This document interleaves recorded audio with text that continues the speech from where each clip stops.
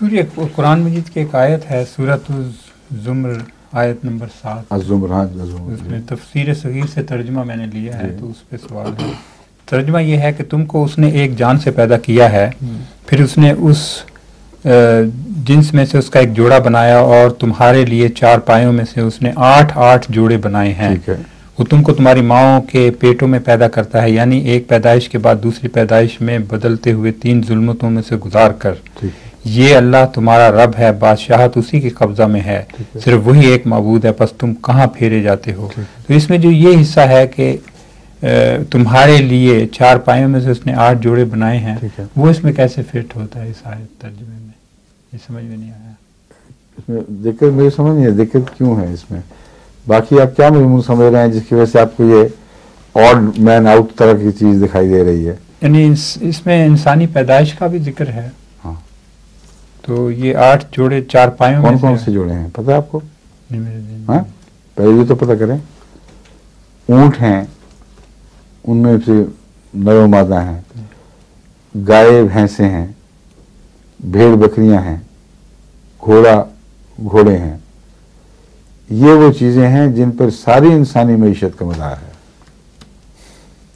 ان کو نکال دیں تو انسان ختم ہے، تمام ترقیات رک گئیں. آج کل کے دور میں جو سواریاں نکلی ہیں آرٹیفیشل، یہ اس دور تک انسان پہنچ ہی نہیں سکتا تھا. اور ہل چلانے میں انہیں مویشیوں نے کام دیے ہیں، دودھ پلایا ہے، گوشت کھلایا ہے. ان سب کو نکال دیں تو انسان کس جگہ کھڑا رہ جائے گا؟ یہ غور کی بات ہے. اور جہاں ان جوڑوں سے فائدہ نہیں اٹھایا گیا وہاں انسانی ترقی کی رکی رہی ہے. اس کی مثال آسٹریلیا کا بر اعظم ہے. آسٹریلیا کے بر اعظم میں وہ لوگ ہمیشہ گیدرر رہے اور وہاں یہ جوڑے نہیں تھے. اونٹ بھی تو اب ہمارے زمانے میں وہاں پہنچایا گیا ہے، گائے بھینسیں بھی نہیں تھیں ان کے پاس. تو نہ یہ ٹلنگ کا کانسیپٹ پیدا ہوا.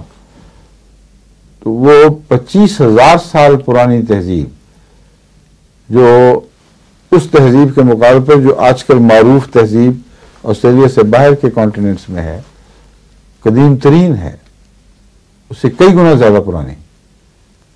بعض محققین تو کہتے ہیں کہ آسٹریلیا میں انسان کے وجود کا جو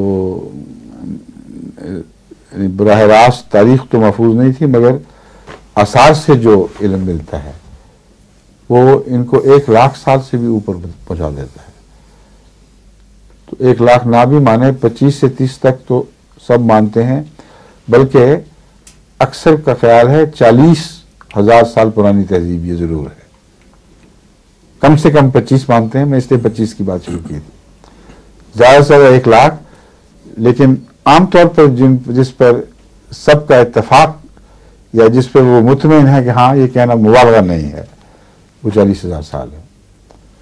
40,000 سال یہ لوگ اسی طرح گیدری رہے اور کوئی ترقی نہیں ہوئی. تو اللہ تعالیٰ توجہ دلا رہا ہے کہ یہ تمہارے لیے ایک غیر معمولی انعام ہے.